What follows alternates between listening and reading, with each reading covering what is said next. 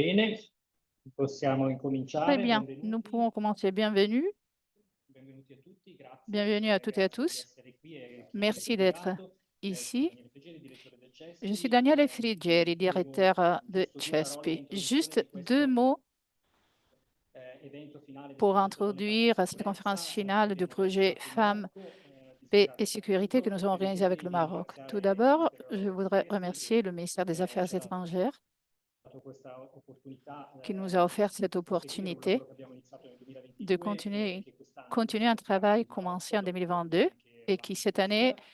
E a per concerné le questo Maroc après 2 ans voglio ringraziare avec in la modo Tunisie. particolare i Je tiens à partner del remercier progetto, Youth les for partenaires du Climate projet, Marocco, Youth che è for stato Climate au Maroc, veramente preziosissimo e qui est un insomma partenaire non très sempre précieux pour nous. i partenariati sono tutti uguali, devo dire che è stato En effet, un ça a été un lavoro partenariat, un di travail equipe molto d'équipe efficace très e efficace. soprattutto ci ha consentito di Et surtout, fare un lavoro importante ce sul travail nous campo. a E poi la rete donne mediatrici del permis Mediterraneo, d'obtenir di des cui fin résultats. dall'inizio Et della nostra ensuite, esperienza le réseau des femmes médiatrices de la Donne, Pace e Méditerranée. Sicurezza Depuis le début de cette abbiamo expérience, collaborato. nous avons Dico toujours très bien due, collaboré. due parole Juste per 2 mots introdurre un po' come abbiamo pour voluto introduire impostare un po' un questo peu lavoro e poi appunto ce travail que nous avons mené ensemble. entriamo un po' nel dettaglio del lavoro fatto. Certamente l'aspetto di contesto è un Bien sûr, aspetto che fa da sfondo e non può le non fare da sfondo appunto una contexte riflessione su est important pour une réflexion. Donne, Pace e L'interface s'excuse, Sicurezza. mais il y a des In coupures questa d'audio. situazione Dans di cette situation, incertezza crescente, ma anche di d'incertitude croissante, tensione mais aussi des crescente, tensions è croissantes. chiaro che i più vulnerabili tra questi appunto le Et donne les plus sono vulnérables, les sottoposte femmes, a un rischio maggiore. courent des risques plus grands. L'interprète Diciamo s'excuse, mais che l'audio est il pénible. modo in cui si accumulano le sfide, l'incremento delle En effet, disuguaglianze, nous avons la plusieurs riduzione défis degli à relever. spazi di L'agrandissement des inégalités, partecipazione, il tema del cambiamento moins climatico, che è d'espace un tema che de abbiamo voluto inserire participation, le thème du changement all'interno di questo climatique. progetto, è certamente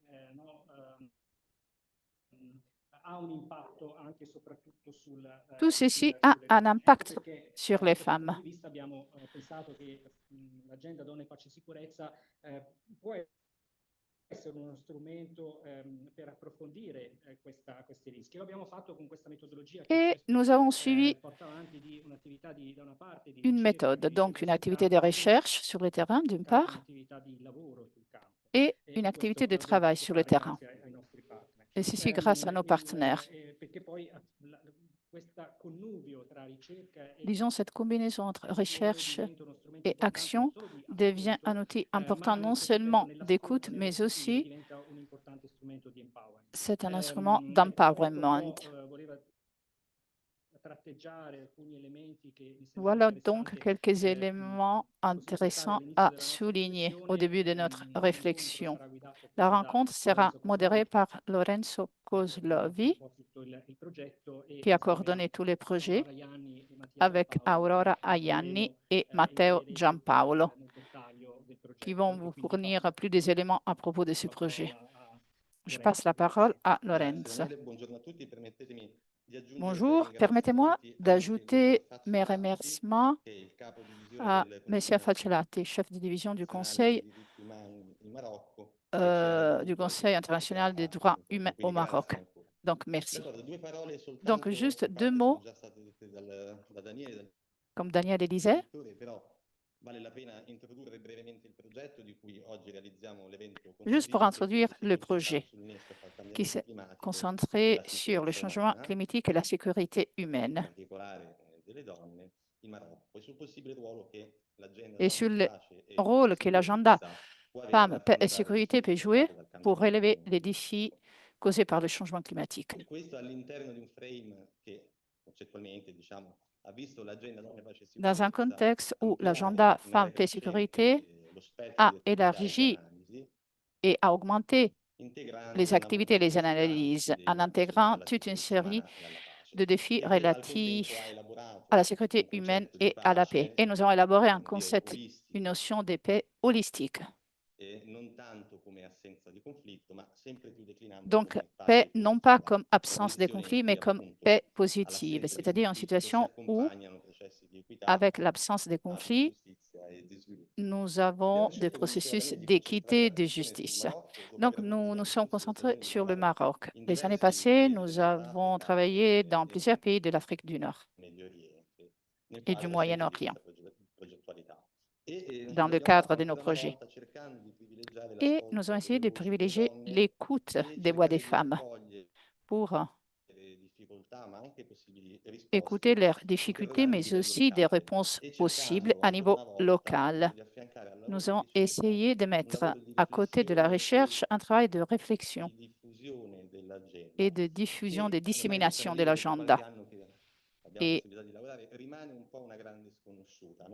cet agenda reste encore méconnu, surtout dans les pays où le conflit n'est pas trop évident. Voilà, c'est une difficulté que nous avons constatée lors de nos études et de nos recherches. Et en effet, pendant notre travail sur le terrain, nous avons constaté une difficulté à mettre l'agenda femmes, paix, sécurité dans le cadre des agendas nationaux, même dans les États que l'on considère comme pacifiques. Le Maroc, de ce point de vue, est un cas très intéressant, un observatoire privilégié pour commencer à comprendre la façon dont l'agenda femmes, paix, sécurité peut contribuer à relever le défi du changement climatique et de la sécurité humaine et surtout des femmes. Pour des raisons politiques, historiques, le Maroc est un pays très exposé à l'impact du changement climatique qui menace surtout certaines couches de la population qui se trouvent au carrefour de plusieurs vulnérabilités et en particulier dans les contextes qui, par tradition, ont été moins favorisés pour les processus de développement économique. L'interprète s'excuse, mais il y a des interruptions d'audio, donc on n'arrive pas vraiment tout traduire. Le Maroc, au cours des dernières décennies, a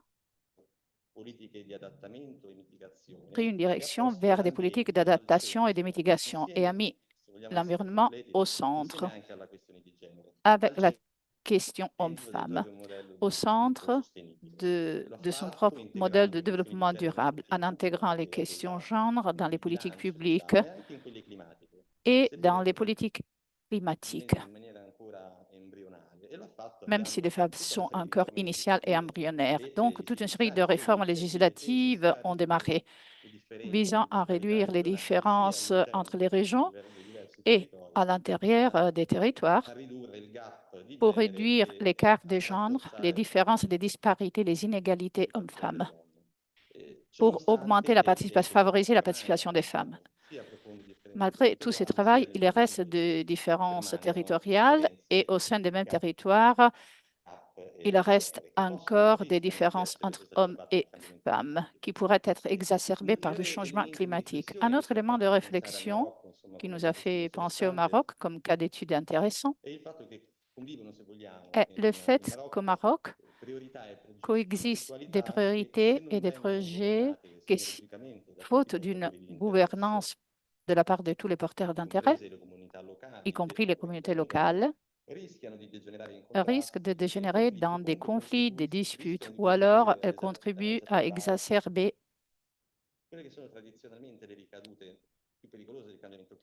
les effets les plus dangereux du changement climatique, comme par exemple mobilité vers les zones urbaines, insécurité alimentaire et sécurité des femmes. Donc, pour nous, le Maroc a été un observatoire, un cas d'étude très intéressant.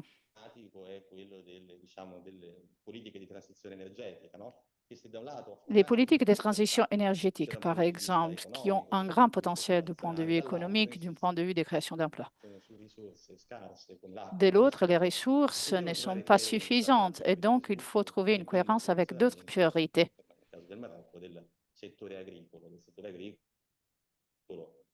su cui il Marocco continua lungamente a investire.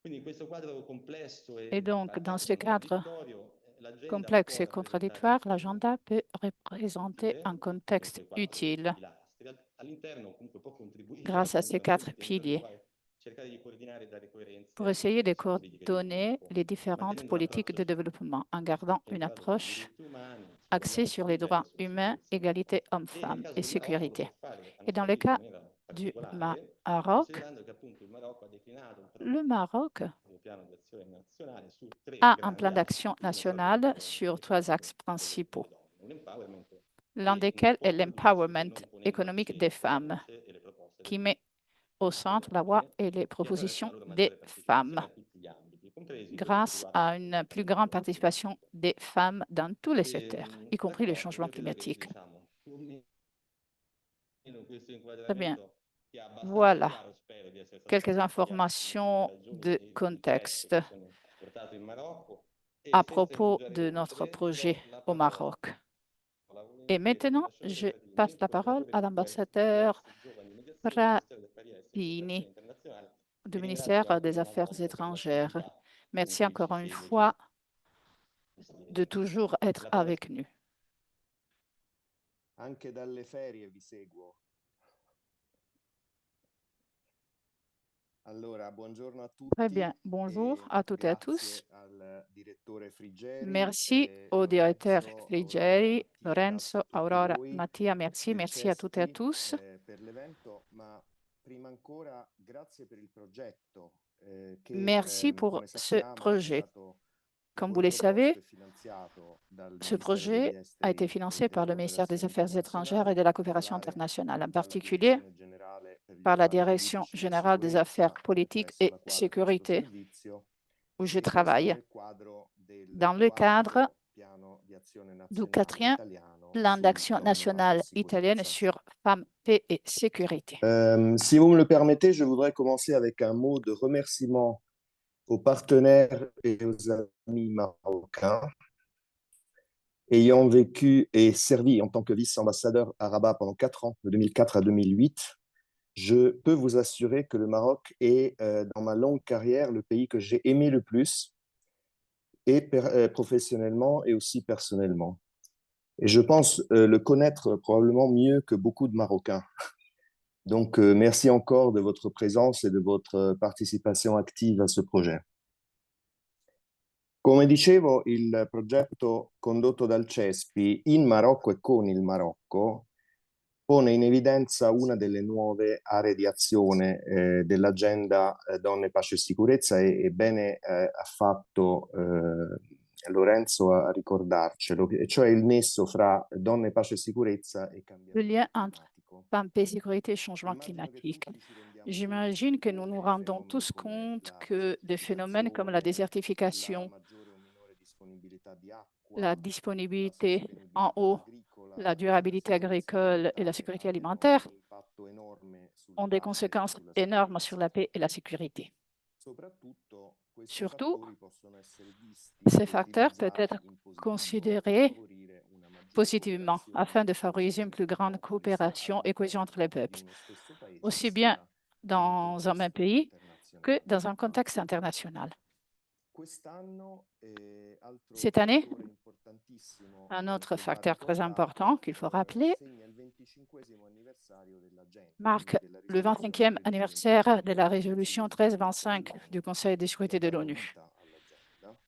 qui a créé cet Nei agenda. fori internazionali cui partecipo, Lors des forums l'Italia internationaux où je cito participe au nom de l'Italie, je cite le débat annuale in Consiglio di annuel sicurezza che c'è au ogni Conseil de mese sécurité d'ottobre, ma qui a lieu anche tous les mois le d'octobre riunioni regolari et les della réunions rete régulières du Focal réseau Point des points nazionali focaux nationaux e anche le riunioni a et les livello di réunions ambasciatori e à niveau inviati delle d'ambassadeurs et organizzazioni d'envoyés della NATO e d'organismes dell'Unione tels que Europea che l'OTAN et l'Union stanno européenne prendendo piede, si stanno sviluppando sempre qui di sont più en in train de questi développer ultimi de anni. plus en plus ces dernières années. Non si discute di On ne creare discute nuove pas politiche de, o di de nouvelles adottare politiques nuove ou d'adopter risoluzioni. de nouvelles résolutions, Questo perché le 10 risoluzioni car les 10 esistenti résolutions existantes che diciamo sono state adottate in un qui ont ventennio été tra il adoptées 2000 e il 2019 entre 2000 et 2019 coprono già moltissimi couvrent temi, déjà dalla beaucoup de secteurs, partecipazione de la participation des femmes au processus de prise de décision, qui désormais, dans le jargon, doit être pleine, équitable, sûre et efficace, effective, mais aussi pour arriver à la lutte et à la condamnation des phénomènes horribles de violences sexuelles dans les conflits armés. Et nous savons très bien la gravité de ces phénomènes. Il suffit de rappeler que d'après l'avant-dernier rapport du secrétaire général de l'ONU, les femmes et les filles qui vivent dans des contextes de conflits armés sont plus de 600 millions dans le monde, avec une augmentation prévue, une augmentation de 50% d'une année à l'autre. Franchement, des chiffres agaçants. Donc, on ne parle pas de nouvelles politiques, mais on parle plutôt d'améliorer la mise en œuvre de ces politiques à tous les niveaux. Et parmi les actions proposées, il y a justement la localisation de l'agenda femmes, paix et sécurité, donc la rendre plus proche des populations auxquelles elle s'adresse, en ne limitant pas sa portée à la ville capitale et aux forums internationaux. Donc, congratulations au CESPI pour la portée locale de ce projet, qui explore de nouvelles possibilités pour la mise en œuvre de l'agenda. Et ensuite, une autre recommandation qui est apparue évidente dans ces contextes internationaux est d'explorer le lien entre agenda femmes, paix et sécurité et les menaces globales, telles que le changement climatique, mais aussi l'utilisation des technologies, qui a un double aspect, c'est-à-dire que les nouvelles technologies peuvent être utilisées de façon positive ou négative. Il suffit de penser à la violence homme-femme en ligne ou plus en général, la désinformation. Et en ce qui concerne la désinformation, l'une des fausses nouvelles les plus éclatantes récemment est que l'agenda femmes, paix et sécurité serait un agenda de propriété des riches pays occidentaux contre le reste du monde. Alors, rien n'est plus loin de la vérité. Je peux vous dire qu'en 2000, donc à l'occasion de l'élaboration de cet agenda par la résolution 1325, cette résolution a été écrite sous l'impulsion de plusieurs pays africains. Au mois de mars, donc il y a juste quelques semaines, nous avons organisé à New York, au marge de la CSW, donc de la Commission sur la condition des femmes, un événement avec l'Union africaine à propos de ces thèmes. Je peux vous assurer, parce que j'étais là, que l'intérêt de la part des pays africains reste très, très fort, très, très élevé. Donc là aussi, congratulations et bravo aux pays africains pour avoir gardé, pour avoir souligné l'importance de ces thèmes, et merci au CESPI pour avoir souligné l'importance de ce rapport entre le Maroc et l'Italie. Donc, je suis très, très content de voir deux pays que j'aime beaucoup, Italie et Maroc, collaborer ensemble vers un objectif commun. Et je peux vous annoncer qu'au cours des prochaines semaines, nous allons compléter le travail vers l'adoption du 5e plan d'action national qui aura une envergure, qui aura une durée de 5 ans, donc de 2025 jusqu'à 2029. Donc, près de l'échéance de l'agenda de développement durable. Le plan a été mis au point, comme d'habitude, par les CIDU, le Comité interministériel pour les droits humains. Et avec ce plan, par ce plan, l'Italie vise à garder son rôle phare pour la création de l'agenda et à réaffirmer sa marque de fabrication, c'est-à-dire, comme vous le savez très bien, confirmer l'approche participative. Donc, la société civile et les organisations non gouvernementales vont jouer un double rôle clé. D'une part, comme proposants, de l'autre, pour mettre en œuvre les projets proposés. Voilà, je crois que c'est un modèle originel dont je suis très, très fière. Honnêtement, ce n'est pas moi qui l'ai inventé, mais quand même, je m'en suis approprié, si vous voulez. Et je conclus par une allusion à la sœur plus petite, c'est-à-dire l'agenda Jeunes, paix et sécurité. Cet agenda aussi découle de la résolution Vendée 50 du Conseil de sécurité de 2015. Et cette année, elle célèbre un anniversaire important, son 10e anniversaire. Les partenaires de ce projet, de ce Youth for Climate Maroc, connaissent très bien l'agenda Jeunes, Paix et Sécurité. Et ils savent que les deux agendas peuvent aller de pair, doivent aller de pair, tout en gardant leurs différences. Il ne faut pas les confondre, bien évidemment, du point de vue des parties prenantes et du point de vue des objectifs. Mais quand même, ces deux agendas contribuent à l'objectif commun, à savoir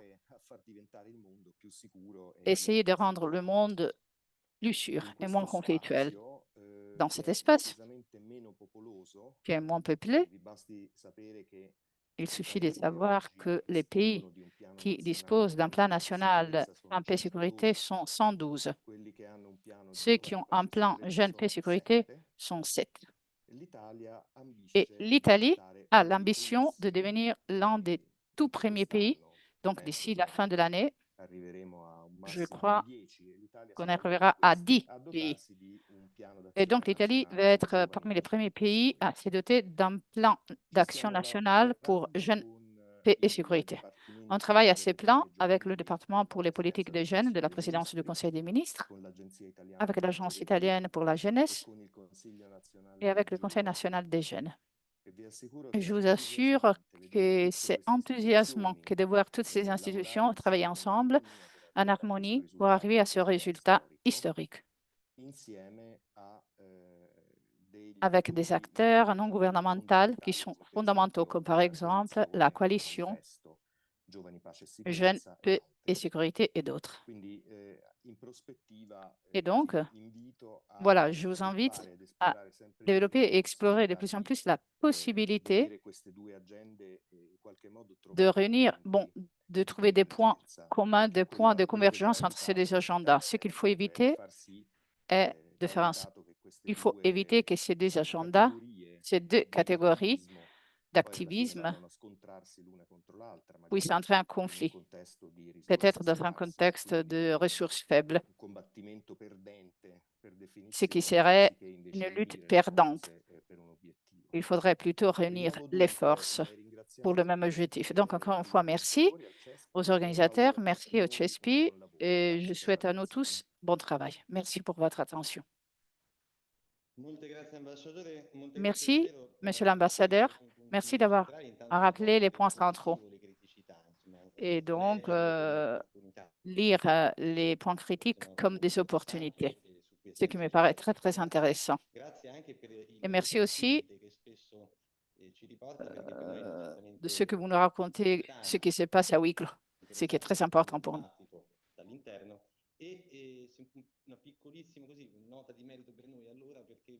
Et donc, étant donné que vous avez insisté sur l'aspect des jeunes, sur les jeunes, nous avons eu la chance dans ce travail de travailler avec le Youth for Climate qui a intégré cette dimension des jeunes en impliquant les jeunes dans ces activités.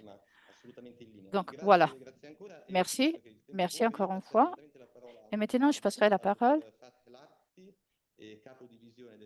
au M. Fatelati, chef de division du Conseil national des droits humains au Maroc, que nous avons déjà rencontré lors de notre mission, auquel je passe la parole.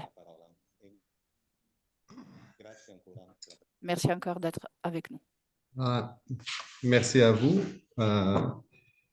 Monsieur l'ambassadeur, chers collègues. Bien sûr, je tiens à vous remercier tout d'abord pour cette invitation au Conseil national des droits de l'homme du Royaume du Maroc pour prendre part à cette réunion, à cet événement, bien sûr, très important.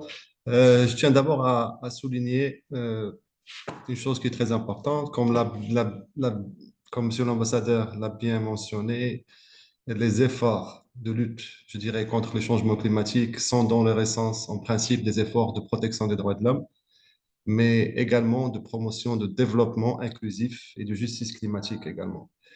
Je vais un peu vous présenter ce qu'on fait à notre niveau, au niveau du Conseil national des droits de l'homme.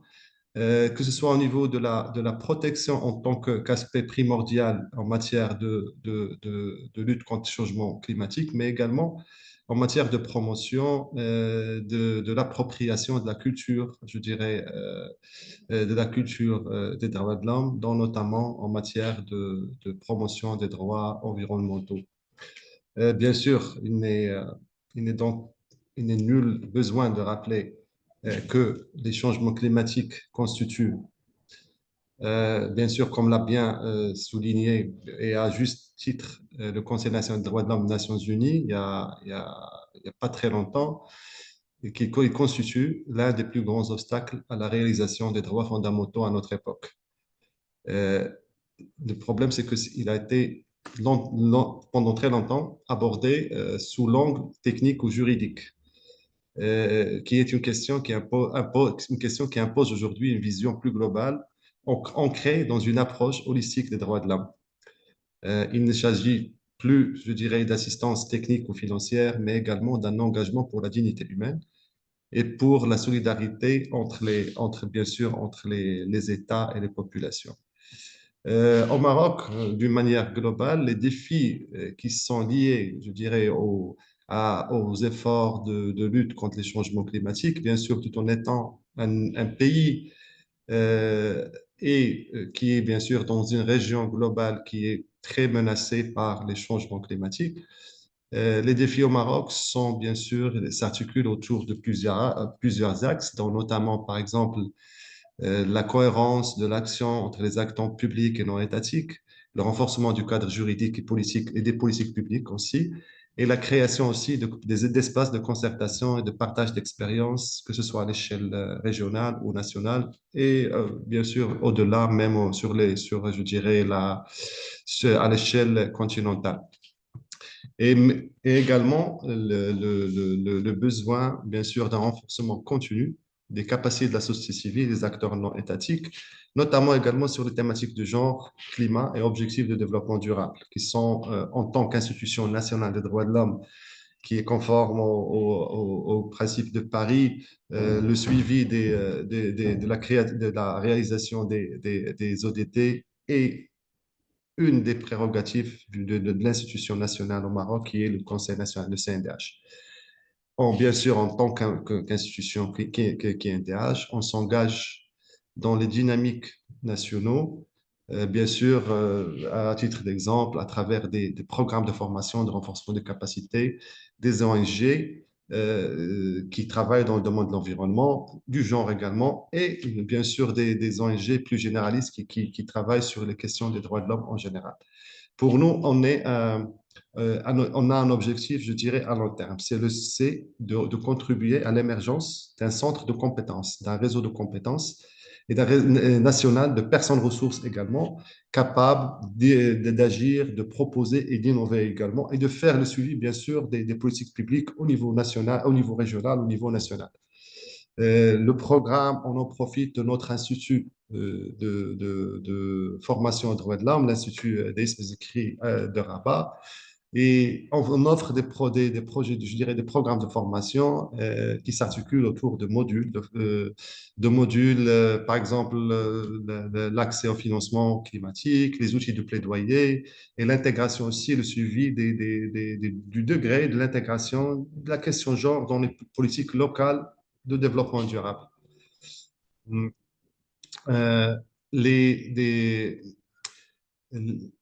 On considère en principe qu'il est essentiel de favoriser, comme je l'ai dit, une appropriation collective des enjeux climatiques par les acteurs non étatiques, car on considère qu'il ne peut y avoir de gouvernance environnementale sans implication réelle des collectivités locales, des associations, des syndicats, des chercheurs et des citoyens. On entend également qu'institution nationale des droits de l'homme, on travaille aussi sur le traitement des plaintes en tant qu'institution nationale des droits de l'homme, et ça inclut également les questions les questions environnementales.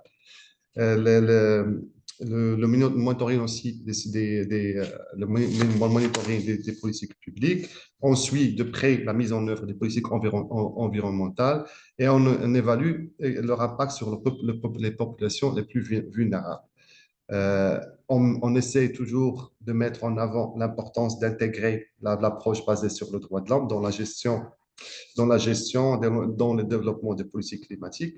Et par exemple, il y a l'année dernière, lors du Forum mondial des droits de l'homme qui a eu lieu en Argentine, on avait organisé ici au Maroc un pré-forum qui a regroupé un très grand nombre d'acteurs du continent africain pour un pré-forum sur 3 thématiques qui ont été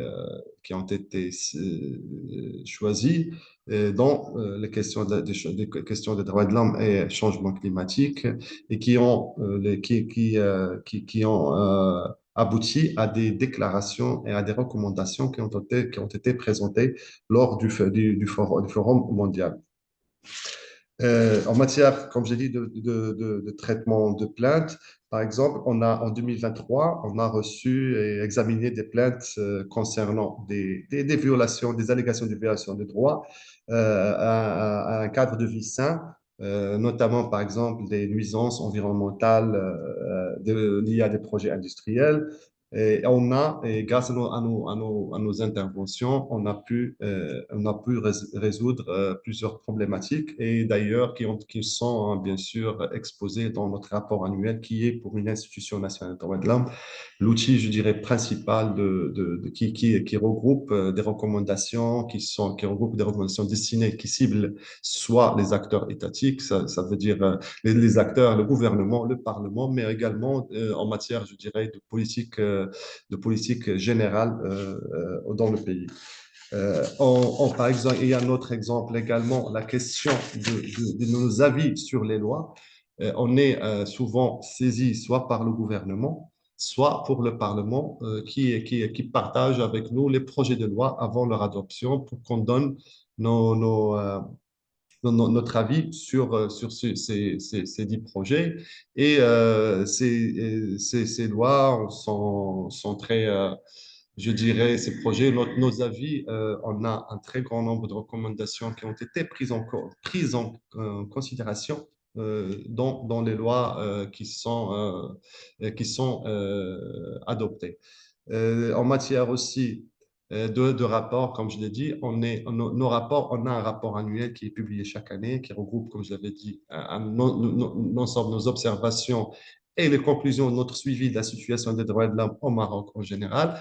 Mais également, on produit des rapports thématiques. Par exemple, juste en 2023, on a fait un rapport sur, étant donné que la question je dirais, de l'eau, en général, de l'accès à l'eau demeure et constitue une problématique très, je dirais, d'actualité au Maroc, qui pose énormément de problématiques et de conséquences.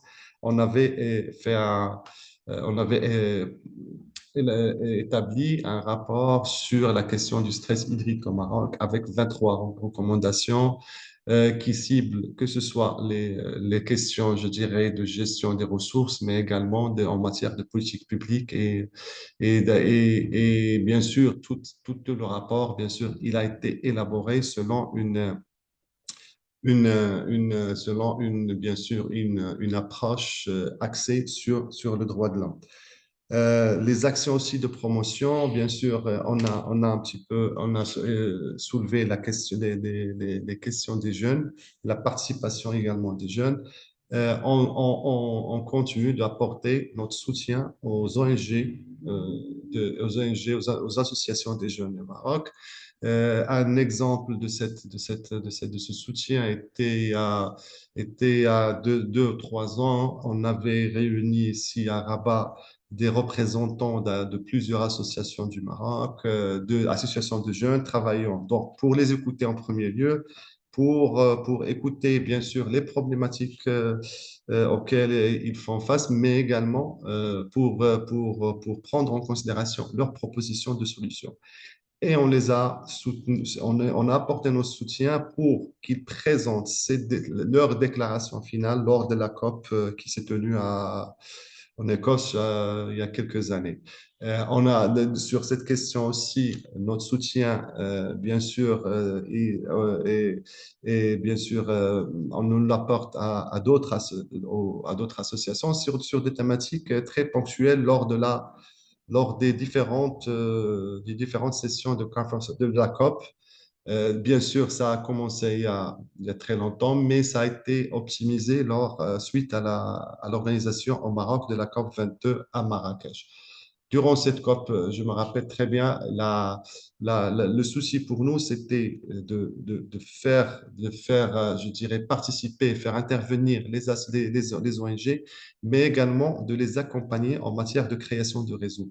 C'était des réseaux qui ont été créés soit au niveau du Maroc, mais également des réseaux qui sont transfrontaliers, qui regroupent des acteurs et des ONG de par le monde, mais principalement du continent africain. Mais aussi, notre soutien s'étend également en matière d'accréditation auprès de la Convention cadre des Nations Unies sur les conventions climatiques, la CNUC, l'UNFCCC, en matière d'accréditation. On les accompagne dans la constitution de leur dossier pour obtenir le statut d'observateur et pouvoir porter leur voix non seulement sur, je dirais, les plateformes régionales ou continentales, mais également sur une plateforme mondiale et bien sûr participer, pouvoir aussi organiser des événements lors de la COP et faire entendre leur voix. Finalement, je voudrais juste adresser la question de la dimension genre, bien sûr, qui est pour nous, en tant qu'Institution nationale des droits de l'homme, est un axe structurant et structurel de notre engagement en matière de droits de l'homme, mais également en matière environnementale. On continue de faire le plaidoyer et on lance des initiatives visant à ce que les politiques climatiques prennent en compte les inégalités spécifiques auxquelles sont confrontées les femmes. Bien sûr, ça inclut notamment la participation à la prise de décision et les solutions adaptées à leur vulnérabilité face je dirais, aux problématiques environnementales. C'est nos programmes de formation qui sont, je dirais, très diversifiés.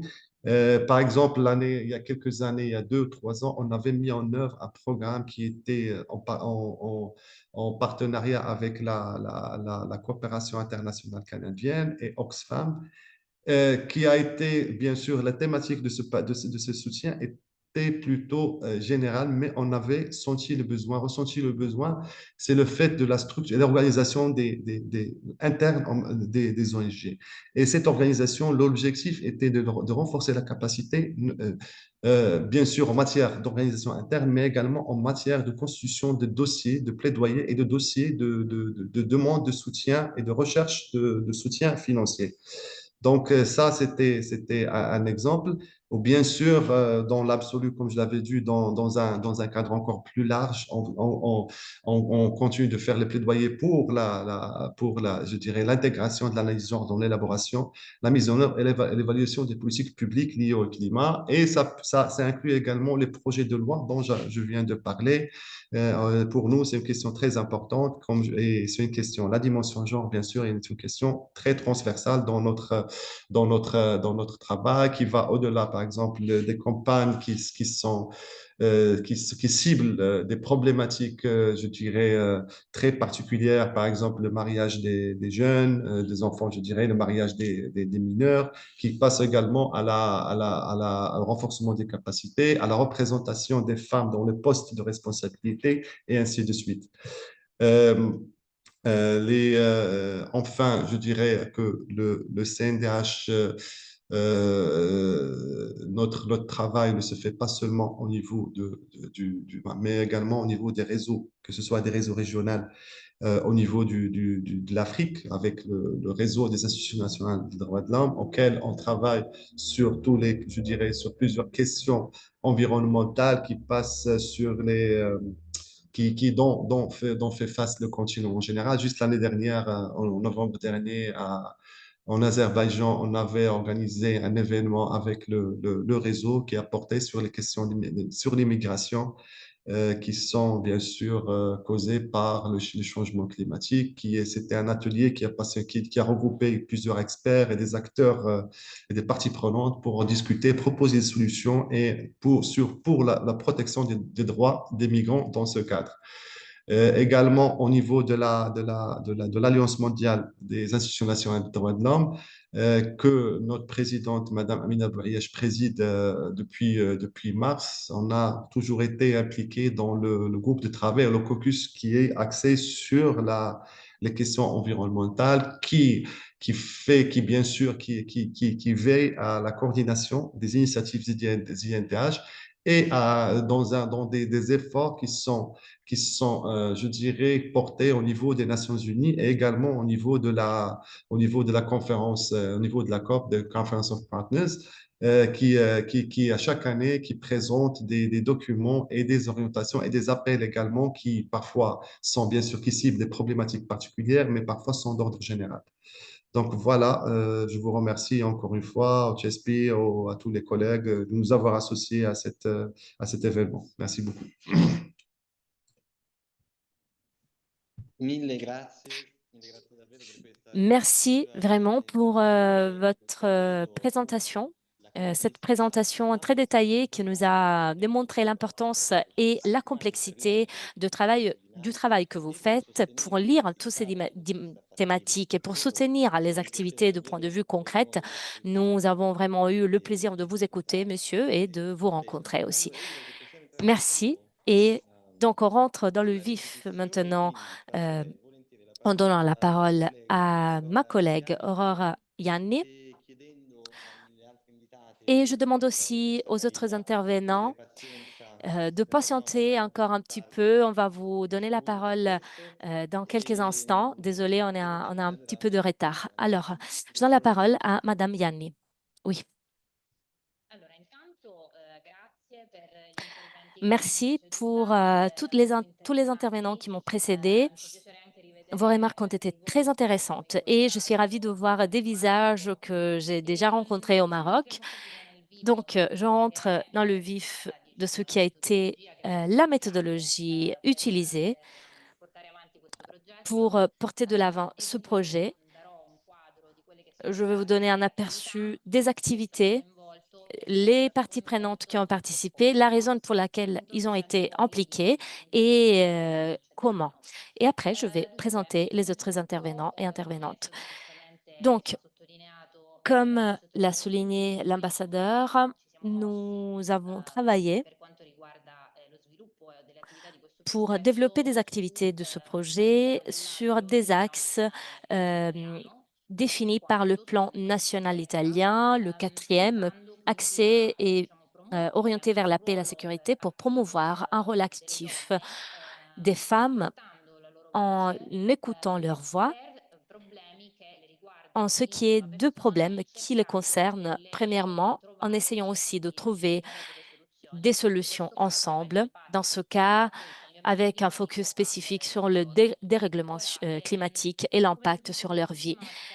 Comme on a dit auparavant, nous avons longuement parlé de ce besoin de créer un agenda et de créer des synergies très rapides avec des organisations de la société civile qui opèrent au niveau qui opèrent sur le terrain. Cela ne signifie pas que qu'on inclut dans les analyses les institutions ou d'autres niveaux de la société civile, mais quand même, on commence toujours par les voix et les acteurs sur le terrain. Donc, je veux remercier notre partenaire Youth for Climate, sans lequel toutes ces activités n'auraient pas été possibles. Et vous nous avez donné l'opportunité d'avoir un point d'observation privilégié par rapport aux défis des femmes qui vivent dans certaines zones rurales du Maroc. Et nous avons étudié deux régions en particulier, Marrakech et Safa, et on a essayé de comprendre quels sont les impacts du changement climatique sur la vie et sur les opportunités économiques des femmes des femmes qui sont des travailleuses ou ce sont des directrices de coopératives qui qui opèrent dans le secteur agroalimentaire, mais aussi des coopératives qui sont actives dans le secteur de l'artisanat. On a commencé avec notre mission sur le terrain, avec une visite auprès de ces communautés et on a intégré aussi cela avec des rencontres et des groupes, des focus group qui ont réuni tout un groupe très nombreux de femmes. Et je souligne aussi avec une bonne participation d'hommes aussi. Donc là, la prise de conscience des questions de genre passe aussi par la participation des hommes. Et donc, on a pu, à travers ces groupes de travail, de demander et se rapprocher beaucoup plus à la condition des femmes qui vivent dans des zones reculées en leur demandant quels étaient les problèmes principaux qu'elles voyaient dans leur vie en termes d'accès aux services ou accès aux ressources et comment le changement climatique a eu un impact sur leur vie et sur leur poste de travail et leur travail. Les résultats de toutes ces activités vont se concentrer, seront présentés par nos collègues de Youth for Climate et je souligne un aspect qui a été déjà souligné par mes collègues, c'est-à-dire que la pénurie d'eau, la rareté d'eau représente l'un des thèmes centraux et l'un des défis les plus urgents au niveau de vie privée des femmes qui, dans certaines zones, s'occupent de l'approvisionnement au niveau du foyer aussi, et en ce qui est de leur emploi au sein des coopératives, car il est clair que si le rendement de la terre est très faible et réduit par rapport à cause de la rareté d'eau, il y aura aussi des problèmes liés à leur travail et à la production agroalimentaire, en risquant aussi d'assister à une perte de postes de travail ou des pertes d'opportunités de travail dans des zones qui sont, qui sont beaucoup plus vulnérables. On sait que le Maroc repose son attention sur le thème des femmes dans des zones rurales. Et si je ne m'abuse, le mois de mars 2025 à Rabat, il y a eu une conférence où il a été souligné l'importance de l'inclusion socio-économique des femmes qui vivent dans des zones rurales. Et cela pourrait même signifier une augmentation de 2,2% du PIB dans le pays, dans le pays. Après avoir obtenu et créé cet aperçu dont on a eu la chance d'avoir au sein de ces régions, on a aussi eu un échange avec les autorités au niveau national. Donc, on a rencontré le ministre des Ressources hydriques, le Conseil national des droits humains. On a aussi pu partager notre expérience et notre point de vue avec une dimension urbaine, si vous voulez. Donc, dans un groupe de travail à Casablanca, on a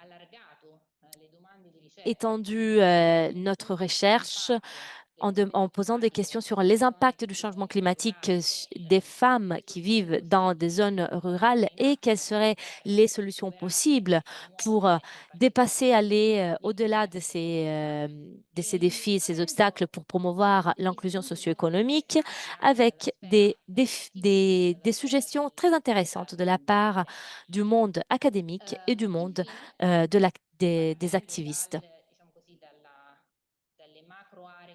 Et finalement, avec l'individuation des macro-groupes et la définition des obstacles, comme par exemple l'accès aux ressources et aux terres, tout comme des aspects liés à l'autonomisation économique des femmes ou la santé mentale et la mobilité, nous avons collecté et nous avons créé deux autres occasions de partage, c'est-à-dire un bootcamp, un camp de formation avec les organisations de la société civile marocaine, des organisations de jeunes aussi, d'autres qui travaillent pour les droits des femmes. Et toutes ces parties prenantes ont été interrogées sur la manière dont l'intégration de l'approche de genre pouvait s'avérer et pouvait se mettre en place dans des politiques de lutte au changement climatique. De l'autre côté, on a essayé d'impliquer des experts des politiques de genre et des experts et représentants du réseau des femmes médiatrices de la Méditerranée pour faire en sorte de trouver ensemble des réponses et des solutions en termes de prévention et protection et participation et construction de la sécurité, dans le cadre de sécurité pour les femmes, sur des thèmes que l'on avait définis, comme par exemple l'accès aux ressources, aux terres, santé mentale, autonomisation économique et mobilité. Tous ces thèmes vont revenir même lorsque nos collègues de Youth for Climate vont prendre la parole. Avant de passer aux prochains intervenants, je reviens sur un point. Étant donné qu'on est on parle d'un thème de relance de coopération internationale et on a toute notre attention concentrée sur l'élargissement de l'idée de sécurité, donc d'une question qui est liée au conflit, en passant par les changements climatiques et d'autres domaines très intéressants. Nous avertons le besoin d'intégrer le réseau ce genre de thèmes sur les changements climatiques et l'inclusion de genre dans l'agenda des femmes, paix et sécurité, car l'intégration du changement climatique dans l'agenda femmes, paix et sécurité est plutôt marginale au niveau de résolution du Conseil de sécurité de l'ONU, et même aussi en termes de mise en place, de mise en œuvre au niveau national. Donc, il est bien d'avoir, on est content d'avoir une attention, un focus particulier sur ce thème et je voulais tout simplement le réitérer comme point à garder à notre esprit. Donc, merci Aurora. Je pense tu as abordé tous les thèmes et toutes les activités, tu as mentionné tous les thèmes qui ont été conçus dans ce projet. Maintenant, je donne la parole à Fatma et à Omeima. Je ne sais pas laquelle souhaite commencer entre les deux. Et je vous demande, s'il vous plaît, de rester dans les 10 minutes de discours. De cette manière, on va terminer à l'heure. Omeima, si vous voulez commencer. Oui, Lorenzo, bonjour tous et toutes. Vous m'entendez?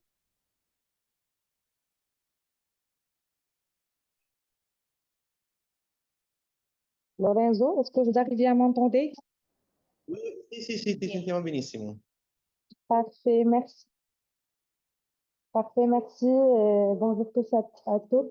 C'est vraiment un réel honneur et grande fierté de prendre la parole aujourd'hui.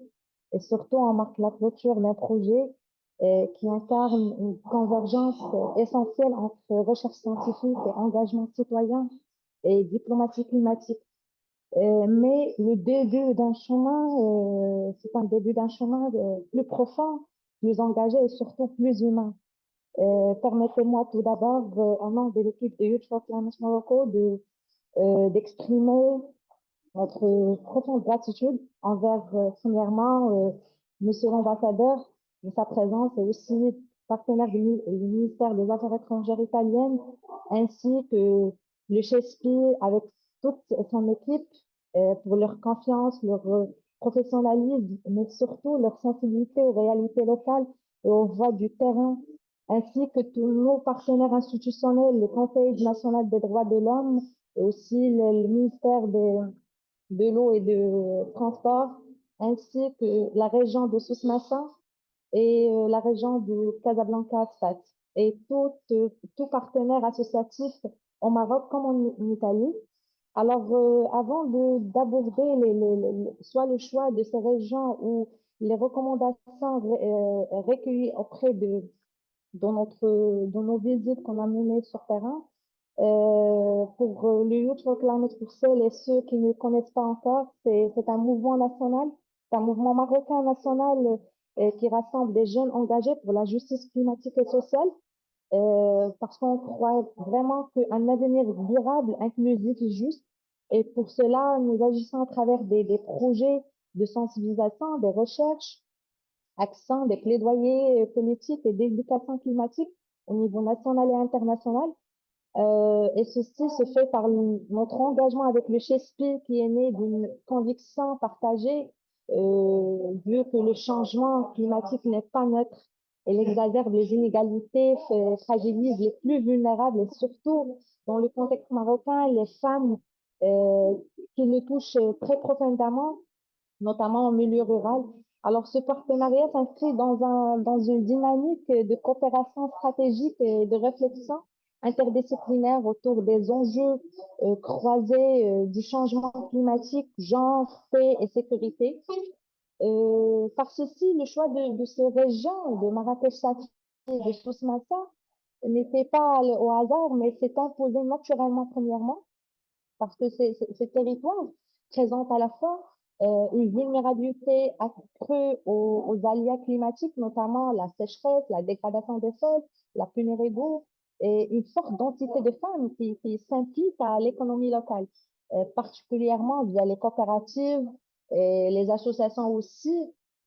Alors, ces territoires nous ont permis de documenter les effets dynamiques systémiques du dérèglement climatique. Dans des contextes où la femme représente à la fois un pilier de résilience communautaire et une population touchée par ce dérèglement. Alors, lors de notre visite où on a rencontré des femmes rurales vraiment qui jouent un rôle central et un rôle crucial pour la gestion des ressources naturelles, pour la résilience des communautés et aussi faire face aux effets du changement climatique. Pourtant, elles demeurent largement invisibilisées dans le processus décisionnel. Mais ces femmes restent aussi des actrices de solutions, vu qu'elles inventent et innovent, elles s'organisent, elles savent où l'on manque, où la récolte faiblisse, comment préserver les semences. Alors, elles sont vraiment des gardiennes, on peut dire des gardiennes silencieuses du vivant. Cependant, ce changement climatique accentue vraiment les inégalités, comme on l'a vu sur le terrain. Alors, l'appauvrissement du sol, l'instabilité des revenus agricoles, la surcharge du travail domestique, tout ça, ces dynamiques aggravent leur exclusion sociale, économique, tout en forçant leur charge physique et mentale. Alors, malgré leurs expertises locales et leur implication quotidienne, leur voix reste peu entendue, surtout dans l'espace de gouvernance. Et aujourd'hui, une transition climatique juste ne peut se faire donc sans intégrer pleinement les femmes rurales dans la définition et la mise en œuvre des réponses d'adaptation. Dans les régions visitées, les femmes rurales ont eu un accès vraiment, on peut dire, restreint aux sources de financement, ce qui réduit leur disponibilité de ressources naturelles, ainsi que le recul des rendements agricoles liés à la réduction et impacte vraiment fortement ces femmes qui dépendent de l'agriculture comme une source de vie et aussi pour subvenir leur famille. Alors, tout ceci engendre des instabilités économiques parfois accompagnées de migrations masculines, et ceci laisse la femme seule à la tête des foyers. Et bien sûr, ça impacte sa charge mentale et physique, vu par le biais d'un travail qui est invisible, qui se fait, et ceci impacte aussi sa vulnérabilité sanitaire et psychologique. On peut dire aussi que le rôle central que joue la femme dans la résilience des communautés, elle demeure largement absente dans l'instance locale de gouvernance, surtout à l'échelle de l'eau, d'adaptation. Alors, à lumière de ces constats, on a élaboré un ensemble de recommandations concrètes qu'on construit avec les communautés rencontrées et surtout avec les femmes rencontrées. Et parmi ces recommandations, c'était vraiment mettre un fonds institutionnel pour une approche, avec une approche genrée dans les politiques climatiques régionales, avec des mécanismes de suivi et d'évaluation genrée. Deuxièmement, on a eu comme recommandation former, accompagner les femmes rurales pour renforcer leur capacité d'adaptation et de gestion de ressources hydriques en cas de crise climatique. Aussi, la valorisation des savoirs locaux féminins, souvent invisibilisés en tant que levier, en tant qu'un levier à travers des quotas ou des formations en leadership climatique, et bien sûr financer des initiatives d'adaptation portées par des femmes via les fonds de climat accessible. Et aussi, il y a ce point d'accès aux fonds qui le trouvent un peu difficile pour eux pour avoir un accès surtout à des incubateurs ruraux ou à des partenariats publics-privés qui sont sensibles en genre. Aussi la création d'un cadre de concertation territoriaux. Ceci par le biais de mettre en place des plateformes de dialogue multi-acteurs pour coordonner les réponses locales et valoriser les initiatives féminines et aussi créer le point de communication entre décideurs et acteurs publics et ces femmes qui se trouvent dans un milieu marginalisé ou vulnérable. Et dernièrement, c'est avoir de la reconnaissance au rôle central de la femme rurale, et surtout dans les politiques climatiques locales, où il ne peut y avoir de transition juste dans leur implication active.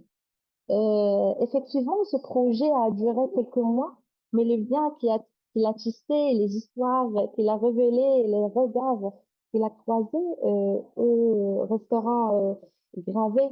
Il nous engage, il nous rappelle que le changement climatique n'est pas seulement une crise environnementale, mais aussi c'est un révélateur d'injustice sociale, accélérateur d'inégalités, aujourd'hui, c'est un enjeu de paix et de sécurité humaine, et en particulièrement pour les femmes. Mais ces femmes qu'on a rencontrées, soit à Tamslof, ou à Tel Irin, ou à Tafraout, ou à Tiznit, à Al-Hamna, ne sont pas que simples victimes, mais aussi sont des actrices de résilience, de transmission et de transformation. Alors aujourd'hui, nous avons eu vraiment le devoir de leur donner les moyens de participer au processus décisionnel, ou aussi pour faire une transition sociétale et climatique juste au Maroc. Car sans elles, aucune stratégie d'adaptation durable ne sera réellement efficace et juste. À la fin, je tiens à remercier encore une fois l'équipe de Chespi pour leur support, pour leur accompagnement et pour leur croyance à cette thématique. Et un grand merci à toutes ces femmes euh, qui sont souvent invisibles, mais pourtant essentielles à l'équilibre du monde, et spécifiquement du monde rural au Maroc. Merci.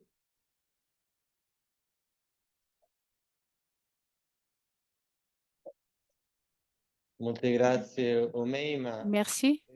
Merci, Omeina. Un grand merci pour ta capacité d'expliquer la complexité et pour avoir rappelé cet écart si profond entre le rôle, l'importance des femmes et leur visibilité ou invisibilité.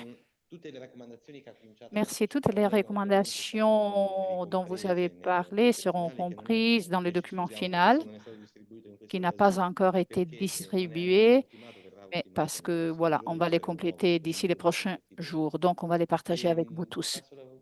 Je passe maintenant la parole à Fatna de la Chine, n'est-ce pas? Cette fois aussi, c'est un horaire difficile pour vous, c'est une heure difficile pour vous.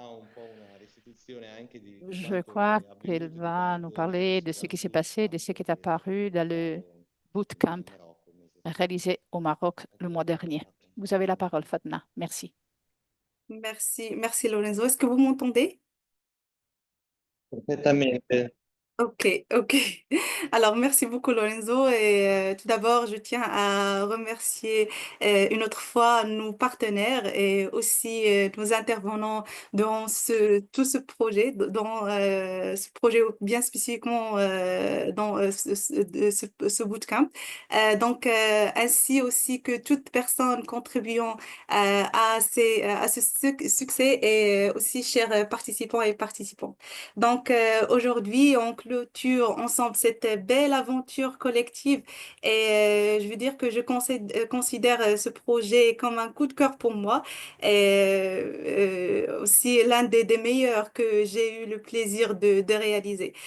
Et si je devais résumer ce projet en un mot, bon, ça va être l'engagement parce que c'était un engagement collectif, sincère et ambitieux qui a réuni des profils variés autour de causes qui nous tiennent profondément à cœur, qui sont le climat et l'égalité de genre et la paix. Ce n'est pas qu'un simple projet qu'on termine, mais c'était un véritable processus qu'on célèbre. Et c'était un processus riche en échanges et en apprentissage et surtout en engagement fort. En effet, dès le départ de ce projet, nous avions un objectif commun et de créer un espace de dialogue réel entre les jeunes, les institutions, les chercheurs et bien évidemment les acteurs de terrain. Et on peut dire aujourd'hui avec conviction que ce pari a été réussi, alhamdoulilah. Le bootcamp, c'était un bootcamp au niveau national, à rassembler des jeunes venus, pardon, des quatre coins de royaume, chacun et chacune avec son parcours, ses réalités locales et ses espoirs et aussi parfois ses colères. Tout uni par cette volonté de construire des solutions concrètes aux défis croisés de genre, de climat et aussi de la sécurité humaine. Donc, euh, et ce n'était pas juste un atelier de plus, mais c'était plus un processus rigoureux, co-construit, basé sur l'écoute mutuelle, l'intelligence collective et aussi l'ancrage dans la réalité de terrain. Ensemble, les jeunes ont analysé, bon, durant ce bootcamp, les jeunes participants ont analysé les politiques publiques existantes, aussi relever des manques et aussi croiser leur expérience et formuler des recommandations que je vais vous résumer en quelques axes clairs. Donc, le premier axe, c'est le rôle de l'État. L'appel est clair, c'est d'intégrer réellement et systématiquement l'approche genre dans toutes les politiques climatiques, aussi renforcer la représentation des femmes dans la gouvernance et surtout faciliter leur accès au financement, bien particulièrement dans les zones rurales. Le deuxième axe, c'était la société civile qu'il est perçu comme un pont essentiel entre les citoyens et les institutions. Ici, les participants ont plaidé pour un appui concret à la montée en compétence des acteurs locaux afin de garantir une vieille citoyenne sur les engagements en matière de climat et de genre. Troisièmement, ou bien le troisième axe, c'est le secteur privé qui doit aussi faire partie pardon, de la solution et cela passe par l'engagement et l'entrepreneuriat vert féminin. La valorisation, aussi la valorisation de l'innovation sociale et bien évidemment l'intégration des critères de genre dans les politiques RSE des entreprises. Et enfin, l'enseignement supérieur qui se considère un outil essentiel, bien sûr. Il faut développer des cursus croisant genre et climat, financer la recherche appliquée et bien sûr appuyer les jeunes chercheurs et surtout construire des passerelles entre savoir, action et politique publique. Donc, ce qui émerge de tout ce travail, c'est la maturité de regard des jeunes dont je suis fière personnellement. Je veux dire que les jeunes, généralement, ne demandent pas une place symbolique, mais ils revendiquent une place légitime, active et aussi dans la prise de décision. Donc, non pas par caprice, mais je veux dire mais parce qu'ils sont concernés, bien sûr, et ils ont des compétences et aussi ils sont porteurs d'une vision structurante pour l'avenir. Donc, notre message est clair. On ne peut pas réussir n'importe quel agenda, que ce soit l'agenda de climat, l'agenda de femmes, paix et sécurité, sans l'intégration des jeunes et des femmes encore moins. Donc, nous devons cesser de penser que l'inclusion est un luxe, mais c'est une nécessité stratégique pour faire face à la complexité défis pardon, climatiques et sociaux. Et nous avons besoin de gouvernance ouverte et aussi intergénérationnelle qui sont capables de faire converger pardon, l'expertise et aussi l'expérience. Donc, pour conclure, j'invite chacun et chacune d'entre vous à recevoir les recommandations des jeunes en général comme des points d'appui, des leviers concrets pour construire ensemble une gouvernance plus inclusive et anticipatrice. Et je veux dire à nos partenaires que ce n'est pas la fin d'un projet, mais c'est le début d'un mouvement. Et je vous remercie pour votre collaboration et votre soutien. Merci.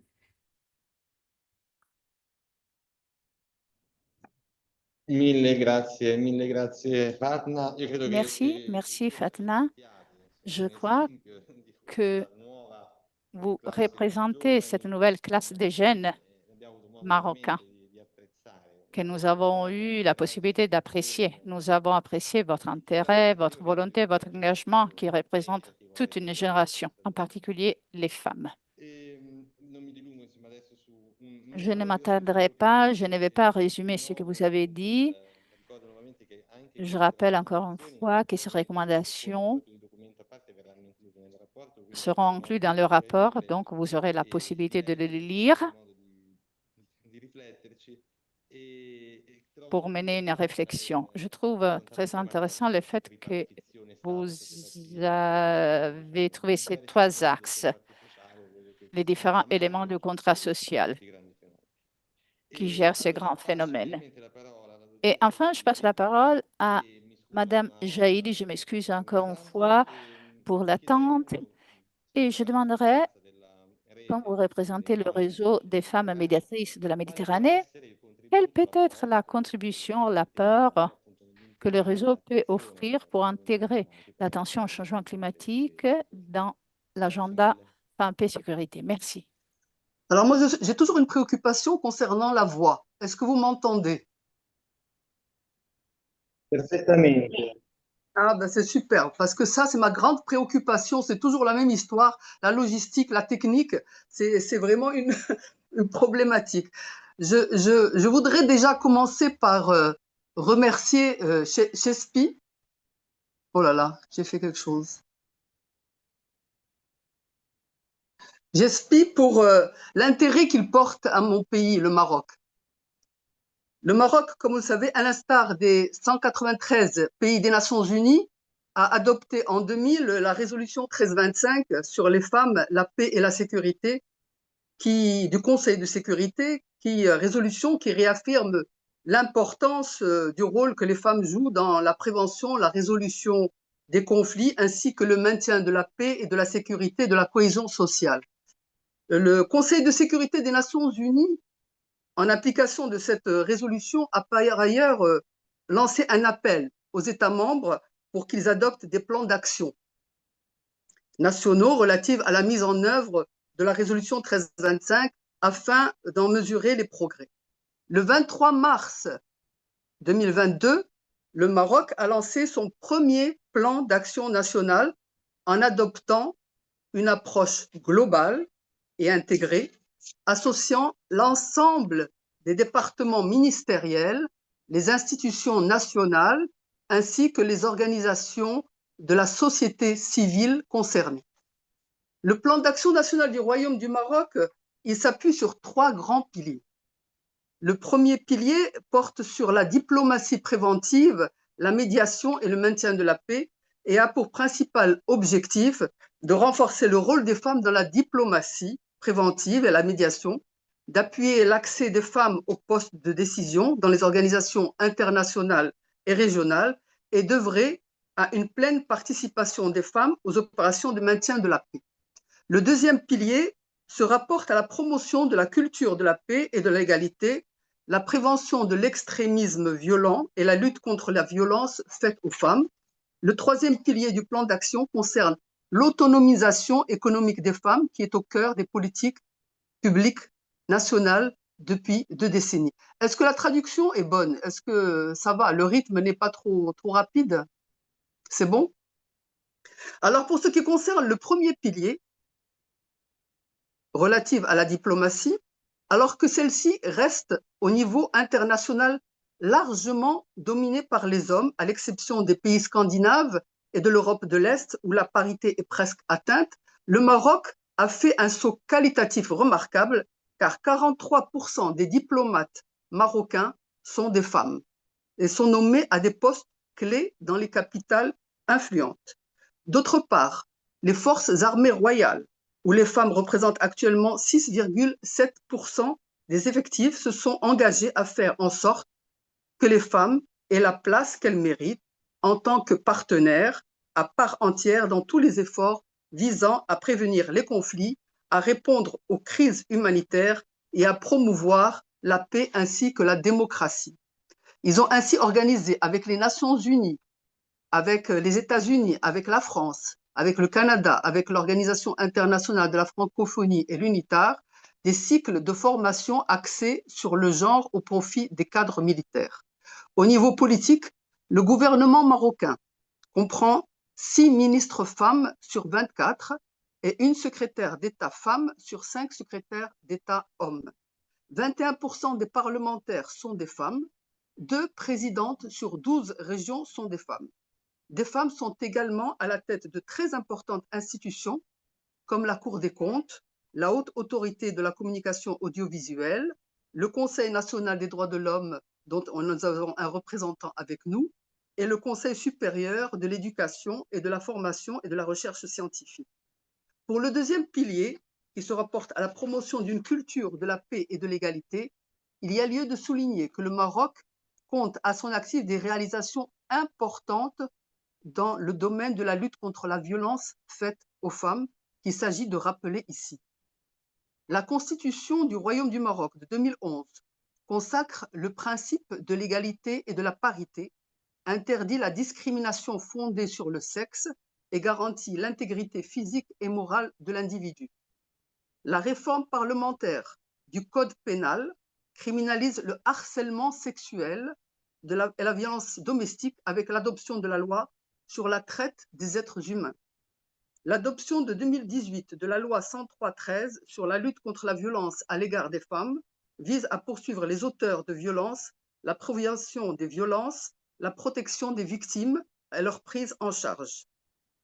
La politique nationale de lutte contre la violence faite aux femmes et aux filles à l'horizon 2030 prend en compte les nouvelles formes de violence à l'égard des femmes comme la violence électronique, entre autres. La mise en place de la Commission nationale pour la prise en charge des femmes victimes de violences est chargée d'assurer la communication et la coordination nationale. On peut aussi parler de l'Observatoire national de l'image de la femme dans les médias.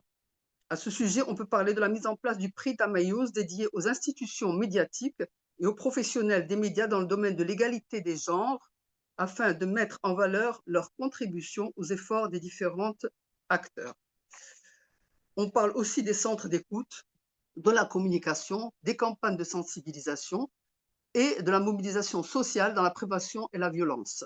Le plan d'action national demande de poursuivre les efforts engagés en formant des responsables religieux nationaux, africains et européens, et en formant davantage de morshidates. Les morshidates, ce sont des prédicatrices en matière de prévention de l'extrémisme qui leur permettent ainsi de jouer un rôle dans la promotion d'une culture égalitaire et de paix au sein de la société. Par ailleurs, la représentation des femmes au sein des rangs des officiers de police judiciaire, de la gendarmerie royale, de la Direction générale de la sûreté est renforcée et les cellules de prise en charge des femmes et des filles victimes de violences sont plus opérationnelles avec un appui financier conséquent. Le troisième pilier du plan d'action concerne l'autonomisation économique des femmes et va renforcer l'accès des femmes aux opportunités d'employabilité en développant leurs compétences et en augmentant le nombre des femmes dans les formations d'e-learning et en créant un environnement favorable à l'inclusion économique des femmes et à la protection sociale, l'accès au financement, en plus de la promotion de l'éducation et de la formation pour les filles dans les zones rurales. Au niveau international, comme vous le savez, depuis 2015, plusieurs réseaux régionaux de femmes médiatrices ont été créés. D'abord, en 2015, c'est le réseau nordique des femmes médiatrices. Après, ça a été le réseau FemWise. FemWise, c'est le réseau africain en 2017. Et en 2017 aussi, le réseau méditerranéen des femmes médiatrices. Par la suite, en 2019, il y a eu le réseau arabe des femmes médiatrices pour la paix. Et puis après, il y a eu des réseaux du Commonwealth, des femmes médiatrices du Commonwealth, d'autres réseaux en Asie et en Amérique latine. En septembre 2019, à New York, tous ces réseaux se sont regroupés en une alliance globale des réseaux régionaux des femmes médiatrices visant à renforcer la participation et l'influence des femmes dans les processus de paix. Il y a lieu de signaler que le Maroc fait partie des trois réseaux. Le réseau méditerranéen des femmes médiatrices pour la paix et la sécurité, le réseau africain et le réseau arabe, ainsi que l'alliance globale des réseaux. C'est pour ça que je dis souvent que le Maroc peut être un trait d'union parmi tous ces réseaux, parce qu'il est dans tous ces réseaux-là. Il a été demandé à ces réseaux de créer des antennes nationales et de travailler avec les gouvernements et les organisations régionales pour qu'il y ait une compréhension partagée du rôle des femmes dans les processus de paix et pour que des candidatures des femmes soient proposées. C'est ainsi qu'au Maroc, il y a eu la création du réseau marocain des femmes médiatrices pour la prévention et la résolution des conflits, qui est né de la volonté des expertes fondatrices de promouvoir le rôle des femmes dans la prévention et la résolution des conflits en application de la résolution 1325. Et ce réseau marocain s'est donné pour mission de soutenir les efforts du Maroc dans la mise en application du plan d'action national en partenariat avec les institutions publiques et la société civile, de contribuer aux actions de sensibilisation à l'agenda Femmes, Paix et Sécurité et de sa pertinence au-delà des situations des conflits armés, à savoir la paix et la sécurité économique, la sécurité alimentaire, la sécurité sociale, la sécurité environnementale dont vous pensez aujourd'hui, aussi la sécurité sanitaire. Le réseau aussi s'est donné comme mission de participer à l'organisation de formations en médiation pour accroître le nombre de femmes médiatrices et renforcer leurs capacités. Et comme quatrième mission, c'est d'agir au niveau régional et international afin de promouvoir le dialogue et la culture de la paix. Le réseau marocain des femmes médiatrices suit de très près le projet de révision du nouveau code de la famille qui vise à moderniser davantage le code de la famille audacieux de 2004 en s'adaptant aux réalités socio-économiques et actuelles. Le réseau milite également pour l'établissement de la haute autorité de la parité, de la lutte contre toutes les formes de discrimination faites aux femmes, telles que c'est prévu dans la Constitution de 2011. Maintenant, nous devons penser, je viens d'apprendre donc aujourd'hui que l'Italie va lancer son 5e plan d'action et je ne peux que la féliciter. Nous allons nous pencher sur le 2e plan d'action national et vu ce que j'ai entendu aujourd'hui, notre réseau marocain va aussi parler pour que le 2e plan d'action national se penche davantage à la préoccupation des femmes et des changements climatiques, parce que c'est un point qui n'a pas été soulevé par le 1er plan d'action national. Et je pense que très important, et ça on le sait très bien, qu'au Maroc, nous souffrons de stress hydrique, nous souffrons de sécheresse, nous souffrons de désertification, nous souffrons de la rareté des ressources en eau. Et quand on parle des femmes, c'est les femmes rurales, bien sûr, les femmes agricultrices et éleveuses, mais aussi les femmes qui sont pêcheuses, qui collectent des coquillages, parce qu'il y a aussi un problème au niveau de la mer. Il y a aussi les femmes qui sont dans les oasis, parce que c'est là où vraiment il y a la grande préoccupation du changement climatique, parce que les oasis sont les plus touchées. Et bien sûr que ça varie d'une région à une autre, mais comme on l'a entendu, les femmes ont surtout besoin d'écoute, de partage, d'apprentissage, de solidarité, car sans ressources, elles sont marginalisées, elles sont appauvries, elles sont confrontées à toutes sortes de violences sociales et conjugales. Elles veulent être seulement vues, aidées, avec des projets adaptés à leur région. Je sais que moi, je me suis surtout occupée de l'agenda paix et sécurité parce que c'est ma spécialité. Le changement climatique, je participe à des réunions de changement climatique, mais vraiment, comme je l'ai dit, ce plan d'action national ne s'est pas vraiment penché à cette problématique des changements climatiques, mais j'espère que pour le 2e plan d'action national, nous allons prendre en compte aussi cet aspect qui est très important pour le Maroc.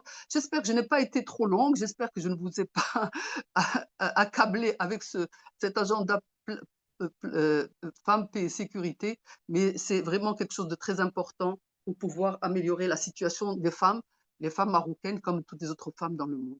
Et je vous remercie. S'il y a des choses qui n'ont pas été très claires, je suis prête à répondre à des questions si vous êtes intéressés. Merci beaucoup. Merci beaucoup, Madame Jaïdi.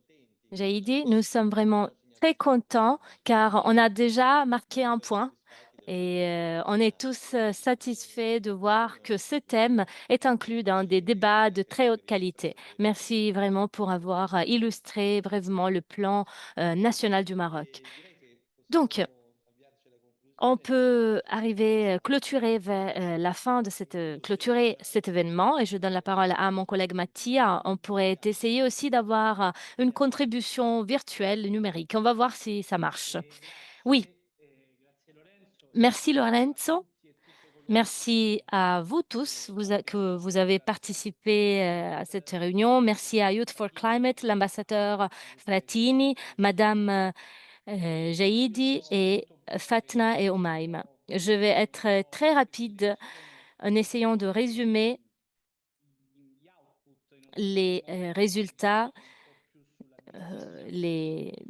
en termes de partage plutôt des résultats de ces recherches, ces activités. Sur la base de notre travail dans l'agenda femmes, paix et sécurité, on connaît très bien l'importance du fait de créer des outils qui soient une alternative beaucoup plus moderne aussi pour avoir un partage très vaste des résultats que l'on a obtenus. Lorenzo mentionnait le fait qu'on terminait notre travail d'écriture du document d'un rapport qui va décrire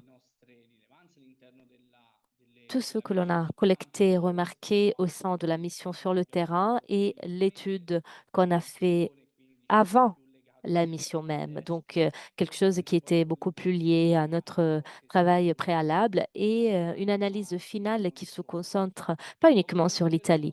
Et comme tous les autres projets qu'on a menés, quand on a commencé à participer à l'appel lancé par l'agenda Femmes, Paix et Sécurité, on a vu des solutions, des alternatives. Et tous nos projets ont eu au moins des contenus sous forme de vidéos qui ont raconté la recherche que l'on a menée et tous les résultats qu'on a détectés. À partir de l'année dernière, on a aussi intégré d'autres outils, c'est-à-dire un podcast.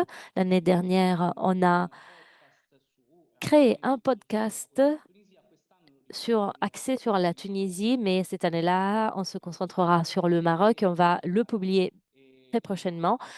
Ce sera une manière de raconter et de partager les voix des gens qu'on a rencontrés, partager les données et avoir aussi une vision alternative de ces résultats.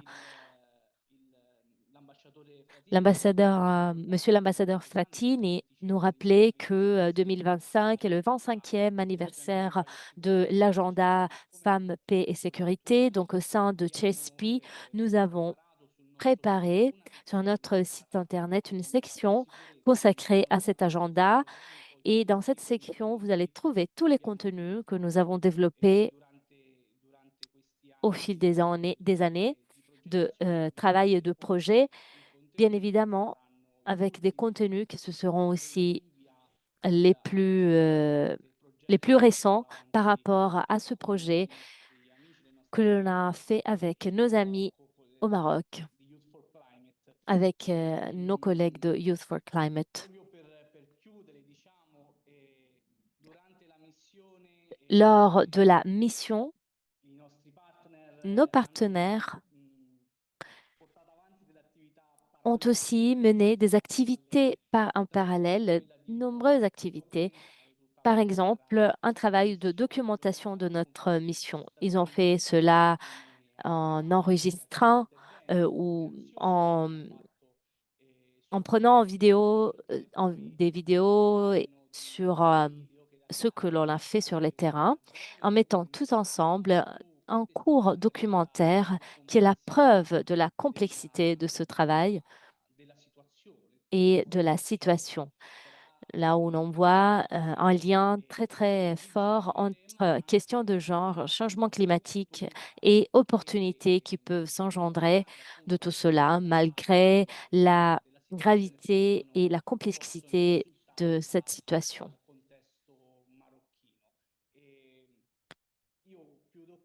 Donc, je m'arrête là, car on va voir ensemble cette vidéo. Merci à tous. Merci. Si on n'a pas d'autres questions, et s'il y a des questions, on va y répondre. Mais s'il y a des commentaires ou je demande aux invités, par exemple, si vous avez des commentaires, quelque chose d'autre à rajouter, c'est le moment, maintenant ou jamais, jamais plus. Donc, si je ne vois pas des mains levées, il y a Monsieur Frattini, ambassadeur. Je voulais tout simplement rajouter un élément qui est valable pour l'Italie, le Maroc et pour tous les pays qui ont à cœur l'agenda Femmes, Paix, Sécurité. Il est très important d'impliquer les décideurs politiques, les membres du Parlement.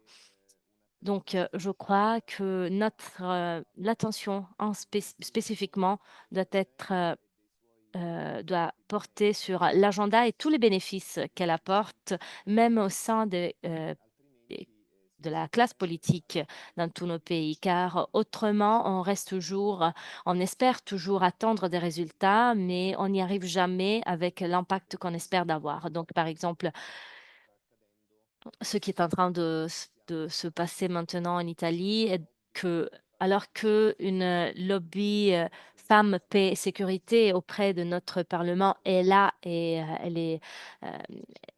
c'est un groupe plutôt réduit mais toujours présent, il y a presque rien de similaire en faveur du plan Jeunes, Paix et Sécurité. Donc, ce que j'essaye de faire dans mon petit travail est de stimuler ce débat au sein du Parlement en Italie. Donc, Bon courage à vous chez Chespi, mais même nos partenaires du Maroc. Et je vous pousse à faire quelque chose de similaire. Donc, essayez de créer un groupe de personnes, de décideurs politiques qui soutiennent vivement ces agendas. C'est tout. Merci, cher ambassadeur. C'est une suggestion et un conseil très important et utile pour augmenter l'efficacité de nos actions.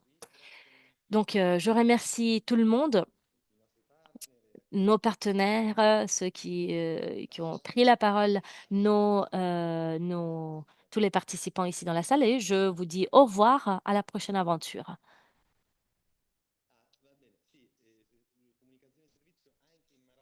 Et même au Maroc, une petite communication encore, il y aura le dernier événement pour clôturer le projet et on participera en distanciel. Donc, à très bientôt. Bon travail à tous. Au revoir.